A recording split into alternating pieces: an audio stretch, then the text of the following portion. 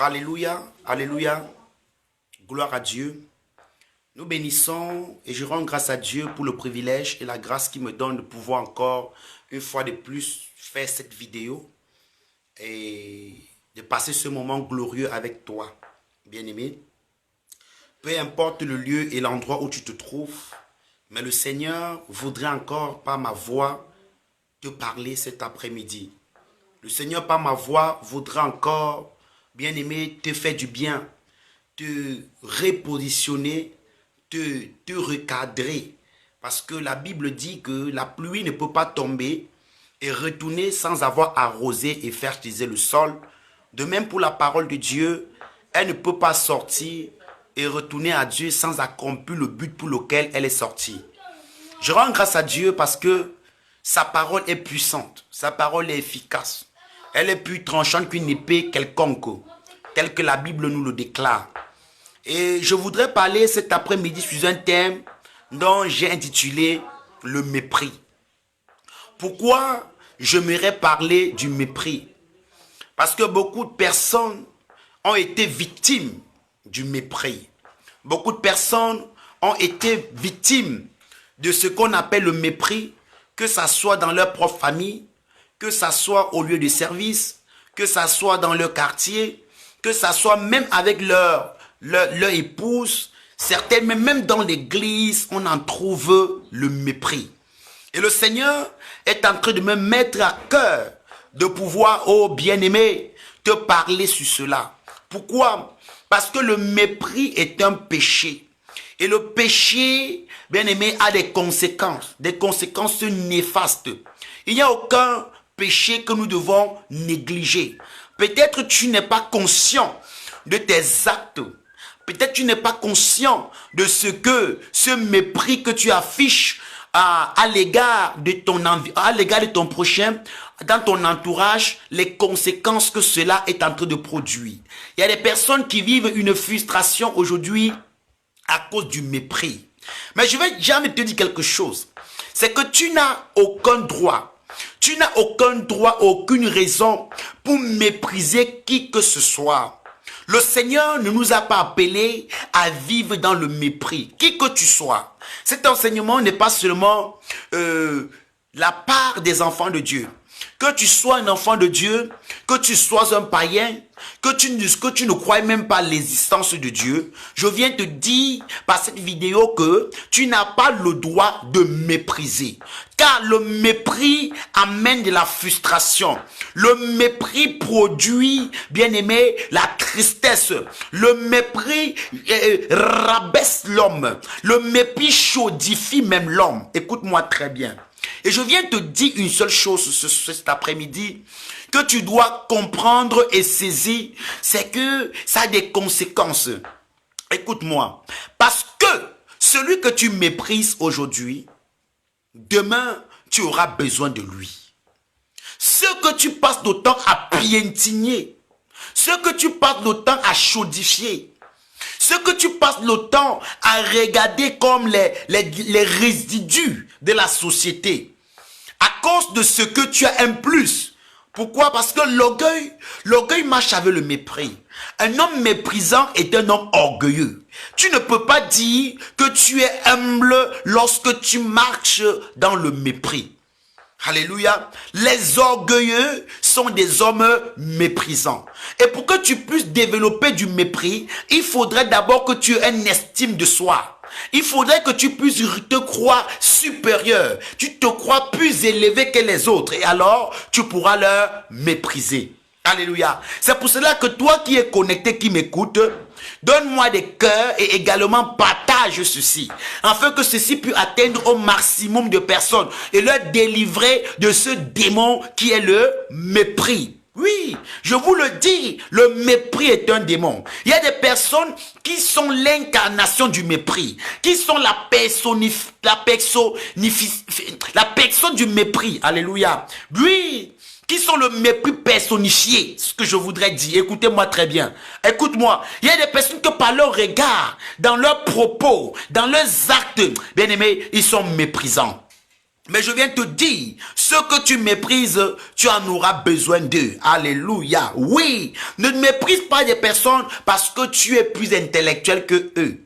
C'est pas parce que tu as de l'argent que tu dois mépriser les pauvres. C'est pas parce que tu vis dans un pays développé que tu dois mépriser ceux du tiers monde. Non. C'est pas parce que tu as une belle maison que tu mépriseras ceux qui n'en ont pas. C'est pas parce que tu as une belle voiture, tu as des jolis garde-robes. C'est pas parce que tu manges à ta faim, tu bois à ta soif que cela te donne le droit de mépriser ceux qui n'en ont pas. Je viens te dire, tu n'as aucune raison, aucun droit de mépriser.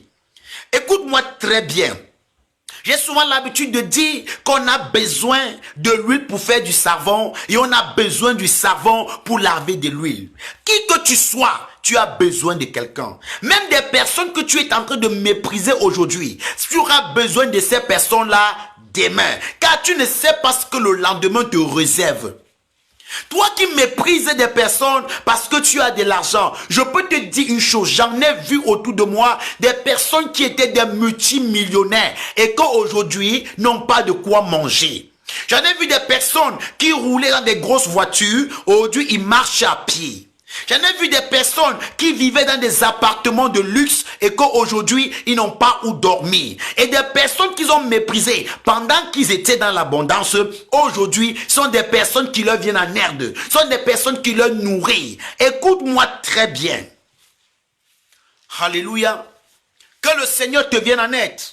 Après que tu recevras ce message, afin que tu puisses t'examiner. Tu peux examiner ta relation avec ton entourage et te pose la question, est-ce que suis-je un homme méprisant? Suis-je une femme méprisante? Même si tu es chef d'entreprise, tu n'as pas le droit de mépriser tes ouvriers. Même si aujourd'hui tu es chef dans un service, tu n'as pas le droit de mépriser les autres. Non, parce que là où tu es, ce n'est pas par mérite, mais c'est le Seigneur qui t'a positionné. Et j'ai envie de te dire que tout ce que tu as reçu et que tu t'appuies sur ça aujourd'hui pour mépriser les autres, tu rendras compte à Dieu. Alléluia. Écoute-moi très bien. Nous allons tirer notre enseignement de cet après-midi dans le livre de Juges chapitre 11 à partir du verset 1er. Écoute-moi bien. Jephthé, originaire de Galaad, était un vaillant guerrier. Il était le fils d'une prostituée et d'un homme appelé Galaad. Lorsque la femme légitime de cet homme lui eut aussi donné des fils et que ceux-ci furent devenus adultes, il chassait Jephthé du foyer en lui disant: tu n'auras pas d'héritage chez notre père, car tu es un fils d'une autre femme. Et Jephthé s'enfuit loin de ses frères, il se fixa dans la région de Top. Bientôt, toute une bande d'aventuriers se regroupa autour de lui pour entreprendre des ravis, pour entreprendre des règnes avec lui. C'est à cette période que les Ammonites firent la guerre à Israël, car ils attaquaient les Israélites. Les responsables de Galaad allèrent chercher Jephthé dans la région de Top et lui dit: viens prendre le commandement de nos troupes pour que nous combattions les Ammonites. Jephthé leur répondit: vous m'avez haï et vous m'avez chassé de chez mon père. Comment osez-vous faire appel à moi maintenant que vous êtes dans la détresse? La Bible nous dit qu'il y avait un homme qui s'appelait Galaad. Et cet homme avait une femme légitime. Et cette femme, certainement, ne l'enfantait pas de fils. Et il est allé se rallier à une prostituée. Et cette prostituée l'a enfanté un fils qui s'appelait Jephthé.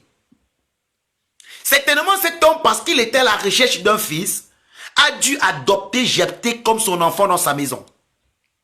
Et pendant qu'il était vivant, ni les frères de Jephthé, ni sa première femme légitime n'a manifesté à son égard aucun signe de mépris à l'égard de Jephthé. Mais lorsque cet homme est mort et que les frères consanguins de Jephthé ont grandi, la Bible nous donne l'information que ses frères se sont dressés contre Jephthé et l'ont expulsé de la maison de son père, l'ont déshérité sous prétexte qu'il était le fils d'une prostituée et qu'il n'était pas un enfant légitime, dont il n'avait pas de part à l'héritage de leur père. Et Jephthé s'est retiré d'eux. Mais pendant qu'ils étaient en train d'insulter Jephthé, pendant qu'ils étaient en train de mépriser Jephthé, pendant qu'ils étaient en train, oh bien-aimé, de le chaudifier, de le mépriser, tu peux t'imaginer le mal, la douleur. Tu peux t'imaginer, oh, ce que Jephthé ressentait pendant que ses frères le déshéritaient. Oh, mon frère, ma soeur, il est allé loin. Mais quelque chose me marque au verset 3. C'est que quoique ses frères l'ont méprisé et l'ont rejeté, certains hommes ont reconnu la valeur de Jephthé. Je vais te dire une chose. Pendant qu'on te méprise, il y a quelqu'un quelque part qui connaîtra ta valeur. Ne te bats pas pour te faire accepter par ceux qui te méprisent. Ne cherche pas à gagner la confiance de quelqu'un qui te méprise. Parce que quel que soit ce que tu feras, il ne pourra pas voir. Pourquoi? Parce que l'orgueilleux ne reconnaît pas le bien qu'on peut le faire. Mais quelque temps après, la Bible nous informe, oh bien-aimé, que les frères de Jephthé, qu'il avait chassé de la maison de son père, et lui rappelant qu'il n'était pas un fils légitime, ont été attaqués. Alléluia. Et étant attaqués, ils ont compris qu'ils avaient besoin de Jephthé. Et ces personnes sont revenues, se jeter aux pieds de Jephthé. Ces personnes qui l'ont méprisé sont revenues demander son aide. Ces personnes qui l'ont déshérité sont revenues parce que ils ne savaient pas hier qu'en le déshéritant et en le chassant, en le méprisant, ils auront besoin de lui le lendemain. Alléluia. Et lorsqu'ils sont revenus vers Jephthé, Jephthé les a imposé ces conditions. Et non seulement ça, ils l'ont établi chef sur eux. Ils ont établi Jephthé chef sur eux. Qu'est-ce qu'on peut tirer de cette histoire? C'est que tu ne connais pas ce que le lendemain te réserve.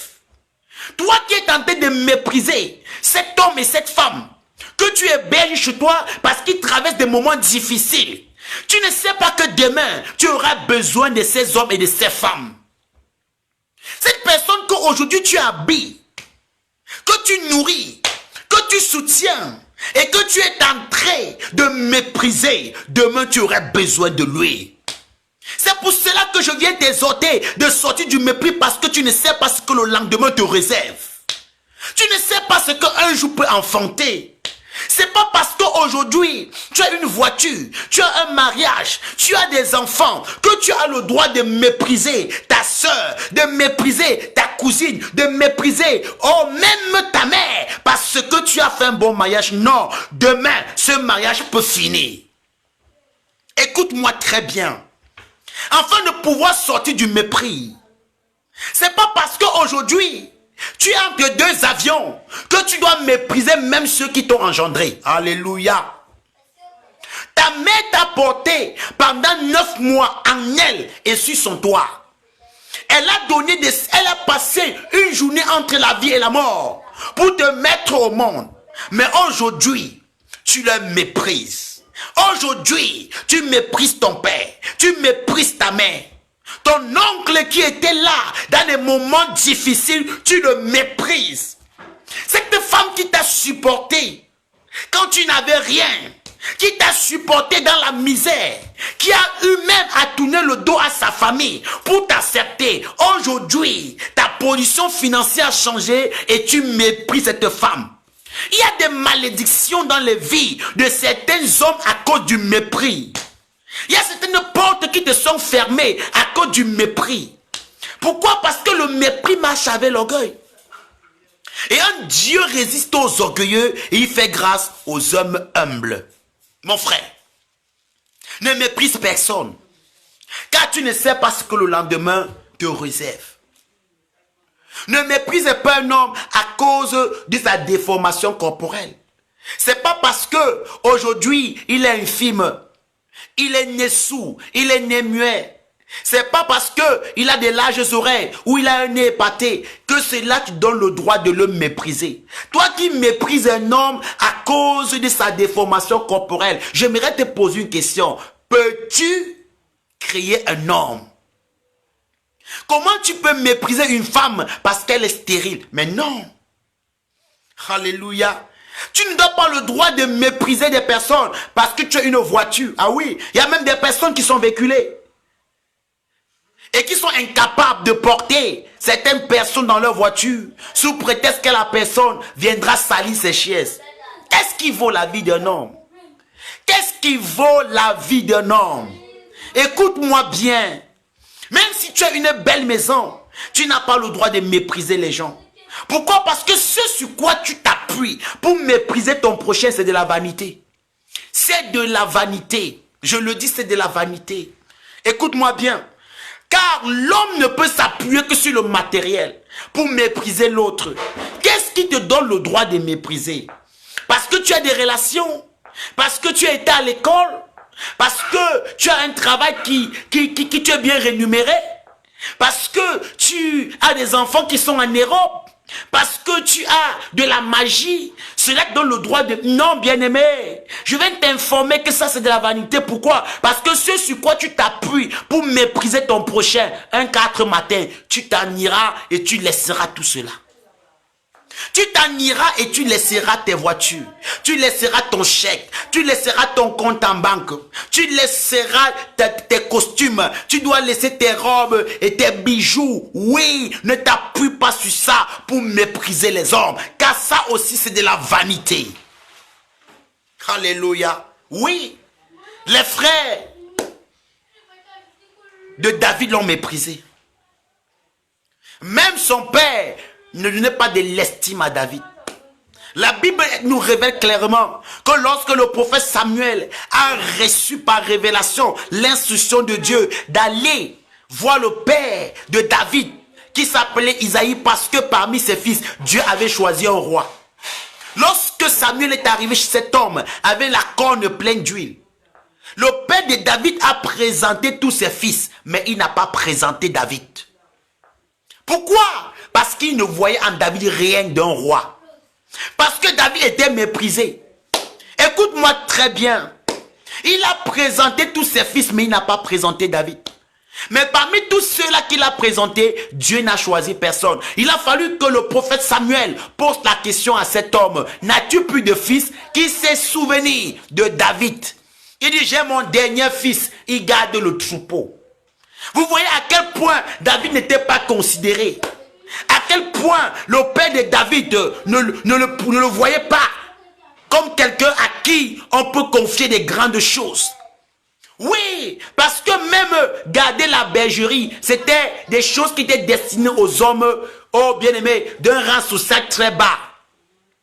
Souvenez-vous que lorsque, oui, Joseph a fait venir ses frères de l'Égypte, il dit à ses frères, si Pharaon vous posait la question de savoir ce que vous faites, dites-leur que vous êtes des bergers. Pourquoi? Parce qu'ici en Égypte, on a horreur des bergers.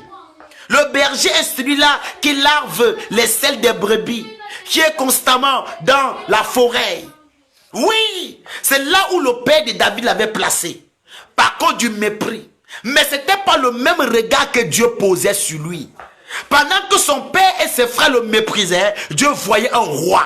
Dieu voyait un guerrier. Dieu voyait celui qui allait délivrer Israël de la main des Philistins. Car c'est David qui a renversé Goliath. C'est pour te dire que ce que tu méprises là, tu ne connais pas le plan de Dieu pour leur vie. Tu ne connais pas la destinée glorieuse que Dieu les a réservée. Tu ne connais pas ce que Dieu a planifié pour lui. Oui, cet homme qui lave ta maison, qui lave ta voiture, demain, c'est un chef d'entreprise qui est en train de travailler chez toi. Alors arrête de mépriser des personnes. Écoute-moi bien. Même lorsque, oh bien-aimé, la femme de Potiphar accusait Joseph, le maître de Potiphar voyait un serviteur, un esclave. Les frères de Joseph voyaient un rêveur et le méprisaient. C'est pour cela qu'ils l'ont vendu. Mais sans savoir que le regard que Dieu posait sur Joseph, c'était l'intendant de la grande Égypte. C'est lui qui allait superviser l'Égypte et qui devait avoir un pouvoir au même titre que Pharaon, excepté le trône. Écoute-moi bien. Tu n'as pas le droit de mépriser qui que ce soit. Tu n'as pas le droit de développer le mépris à l'égard de qui que ce soit. Oh, que Dieu te bénisse. Toi qui viens te connecter, que Dieu bénisse mon frère Didier Cerveau. Que Dieu te bénisse mon frère. Écoute-moi très bien. Oui, tu n'as pas le droit de mépriser qui que ce soit. Que Dieu bénisse également mon fils Alino depuis la France, qui est connecté en ce moment.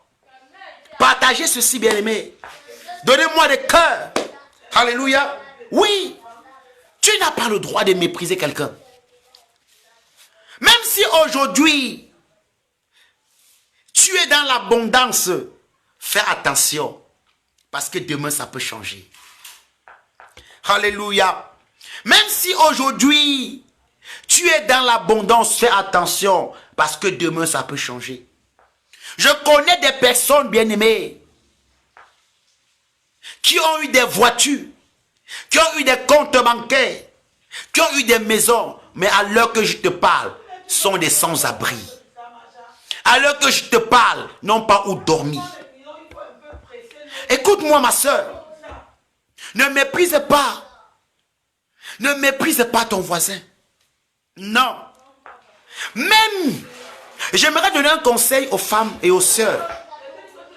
Même lorsque un homme vient te demander la main, même lorsqu'un homme te fait des avances, il peut s'avérer qu'il ne soit pas l'homme qui répond aux critères de ce que tu attends.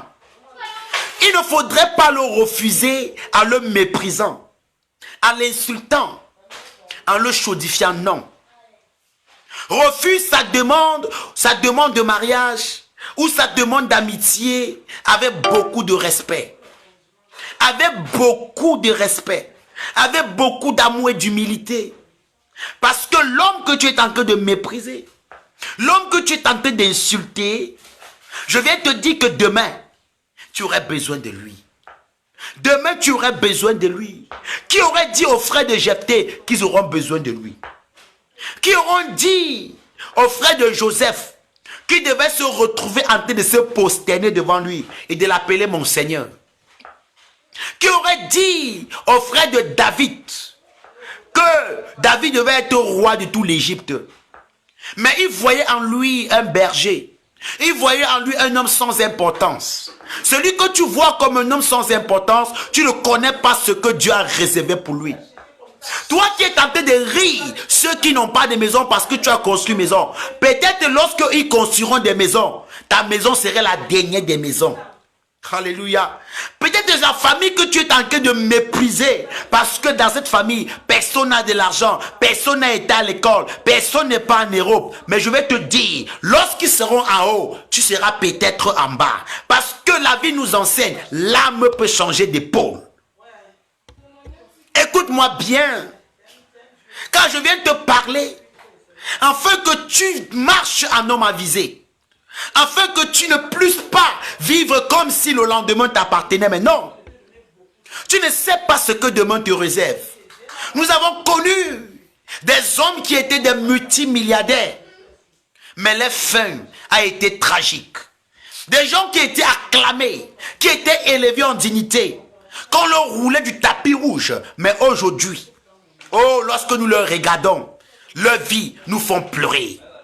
Combien de footballeurs, combien de musiciens, combien de célébrités aujourd'hui sombres. Si hier, ils étaient en train de mépriser d'autres personnes, qu'en est-il de leur vie aujourd'hui? Mon frère, ma soeur, sors du mépris. Regarde-toi après ce message et dis-toi, je ne suis pas de ceux qui doivent me mépriser. Pourquoi? Parce que je ne sais pas ce que le lendemain me réserve. Oh! Nous avons connu en Afrique des hommes comme des Mbumbutu, qui ont même dit qu'ils étaient Dieu. Mais comment a été leur fin? Qui ont méprisé, qui ont piétiné, qui ont détruit des vies. Mais aujourd'hui, comment a été leur fin? Qui aurait dit à ces hommes qu'à leur enterrement, il n'y aurait même pas 20 personnes. Écoutez-moi bien. Combien de stars sont tombées sur ce coronavirus et qui ont été enterrés comme des simples hommes? Pourquoi? Parce que tu ne sais pas ce que le lendemain te réserve. Fais très attention. Je viens te parler de faire très attention. Ne méprise pas ceux qui sont autour de toi, non. Ne rabaisse pas ceux qui sont autour de toi. Oui, quel que soit le domaine dans lequel tu exerces, ne méprise pas. Si aujourd'hui, tu es chef d'entreprise, ne méprise pas celui-là qui ne l'est pas. Oui, combien de personnes sont frustrées? Combien de personnes ont été frustrées par ton comportement à cause du mépris que tu as développé? À cause du fait que, oh bien-aimé, tu as passé le temps à les insulter. Non, je viens te parler. Et le Seigneur également te parle de sortir du mépris. De sortir du mépris. D'arrêter. Oh, parfois tu te plains que tes activités ne marchent pas. Il y a des personnes que leur fortune est finie du jour au lendemain. Pourquoi? Ils ont cherché l'origine de leur chute. Mais ils ne savent pas que cela a été le mépris. Il y a des personnes que tu as frustrées et qui sont allées pleurer à Dieu.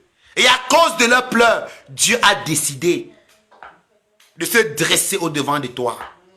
Il y a des personnes que tu as frustrées à cause de ton mépris.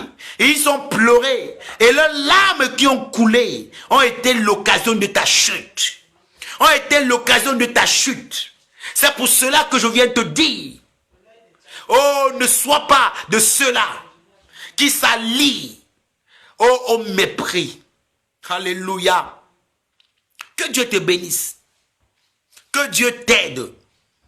Et qu'il te vienne en aide. Afin que tu puisses te débarrasser du mépris. Que tu puisses te débarrasser du mépris. Que tu puisses respecter chacun à sa juste valeur. Que tu saches que rien ne vaut un être humain. Que tu saches que le lendemain ne t'appartient pas. Que tu saches que la fin de tout homme, c'est la mort. Et si tu comprends ces choses, tu ne pourras pas vivre dans le mépris. Parce que tu te diras en toi, un 4 matin j'irai. Je ne sais ni l'heure ni le jour. Et face à la mort, ni mon argent, ni mes diplômes, ni mes relations, ni ma connaissance ne peut m'épargner de ce phénomène. Et alors, quand tu comprends ces choses, tu comprendras que ça ne sert à rien. Est-ce que tu peux fermer les yeux et t'imaginer à 2 mètres du sol? Est-ce que tu peux ressentir le son, oh bien-aimé, de ces boules de terre qu'on verse sur toi?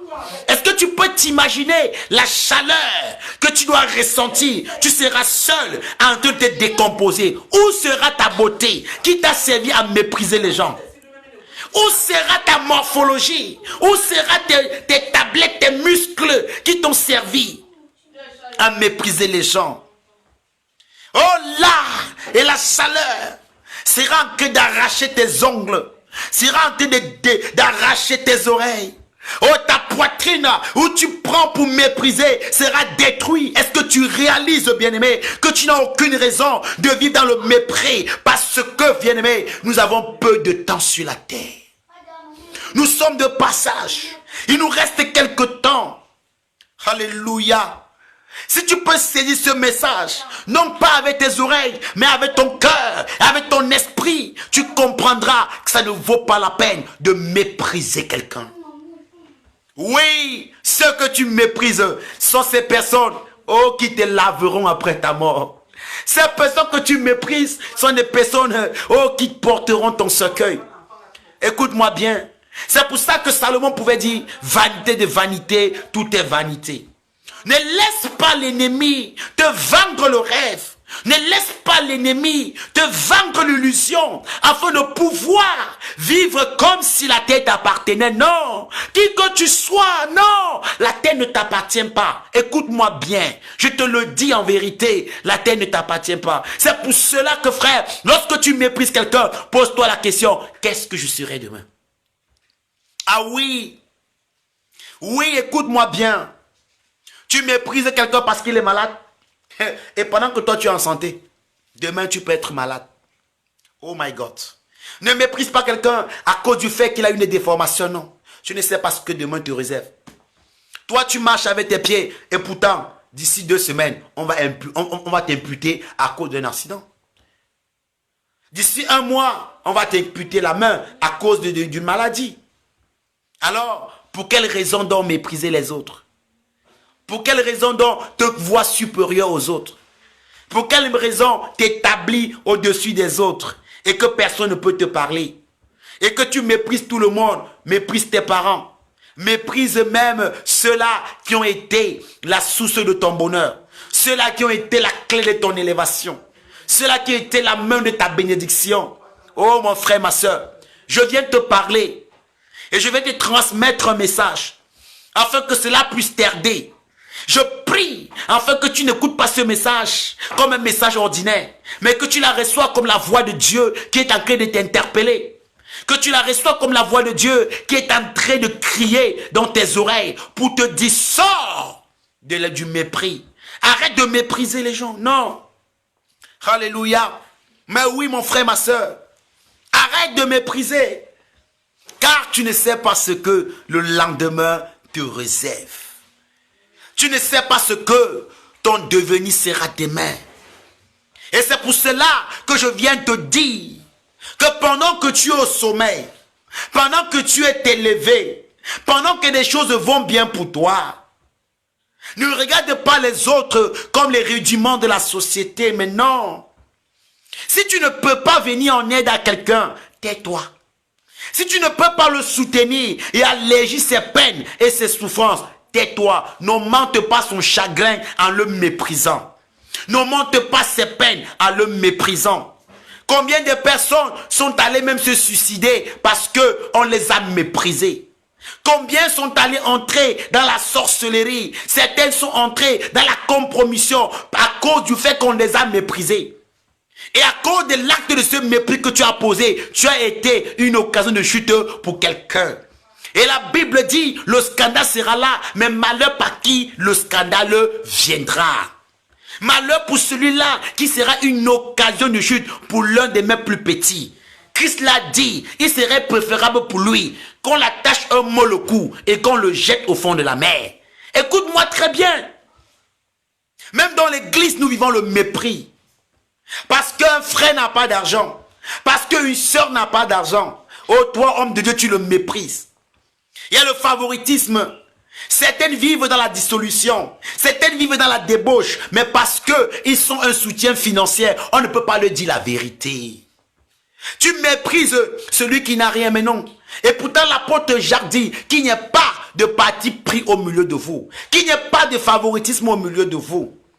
Et l'apôtre Jean dit, si quelqu'un entre chez vous, dans votre assemblée, s'il est délabré, et tu le dis, assois-toi à mes pieds au sol, et qu'un autre entre avec des vêtements somptueux, une bague en or, et tu le fais asseoir à la première place, n'est-il pas là un acte de favoritisme? Et cela ne doit pas être mentionné au milieu des enfants de Dieu. C'est pour cela que, frères et sœurs, le mépris même a divisé beaucoup de serviteurs. Le mépris a créé beaucoup de haine dans l'église. Parce que des frères se sentent méprisés. Parce qu'ils n'ont pas de valeur. Parce qu'ils n'ont pas d'argent. Alors, tu peux leur parler n'importe comment. Tu peux leur piétiner n'importe comment. Mais je peux te rassurer d'une chose. Tout ce que tu as méprisé, tout ce que tu as piétiné, l'Éternel t'en demandera. Alors, frères et sœurs, sors du mépris. Sors du mépris. Oh, bien-aimé, toi qui me reçois en ce moment, sors du mépris. Et dis, Seigneur, aide-moi. Aide-moi à ne pas être un homme méprisant. À ne pas être une femme méprisante. Aide-moi, Seigneur, à honorer chacun sa juste valeur. Aide-moi à respecter tout le monde. Aide-moi à considérer ceux-là qui ont été un soutien pour moi. Aide-moi à ne pas regarder ce que tu as créé à ton image et à ta ressemblance comme de la boue. Non. Alléluia. Oui, frère et soeur. C'est le message que je viens te donner cet après-midi. C'est le message que je viens te communiquer cet après-midi. Afin que tu sortes de l'orgueil. Afin que tu sortes du mépris. Si tu croyais que cela était avantageux pour toi, je viens te dire que le mépris t'amène simplement sur le chemin de la perdition. Le mépris t'amène simplement sur le chemin de l'égarement. Oui, parce que tu auras besoin de ces personnes demain. Tu aurais besoin de cet enfant-là que tu maltraites, que tu méprises. Tu aurais besoin de son conseil. Aussi petit soit-il, tu auras besoin de lui. Et alors, ma soeur, et alors, mon frère, arrête de mépriser les gens. Arrête de mépriser les gens. Arrête de regarder des personnes comme des objets, comme des personnes sans valeur. Non, arrête. Et je crois que Dieu t'a parlé. Je crois que tu as été béni.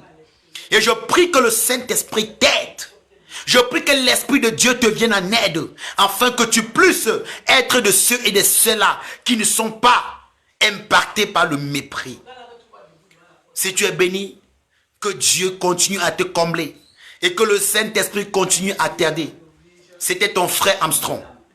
Si tu as besoin davantage d'enseignement, tu peux me joindre au 6 98 99 63 48. 6 98 99 63 48. Alors si tu es hors de la nation, si tu es hors de ce pays, tu peux mettre plus 237. Ça, c'est le code du Cameroun où je me trouve. Où tu peux trouver d'autres enseignements dans mon compte YouTube, Don de Dieu TV. Et tout s'écrit en majuscule. D-O-N. Le 2 là, c'est la lettre 2. Don de Dieu TV. Tu pourras recevoir d'autres messages qui vont t'édifier, qui vont t'amener à grandir, qui vont t'amener à avancer avec ton Dieu, qui vont t'amener à entrer dans ta percée, dans ton élévation. Oui, mon frère et ma soeur. Pourquoi? Parce que Dieu t'aime. Shalom.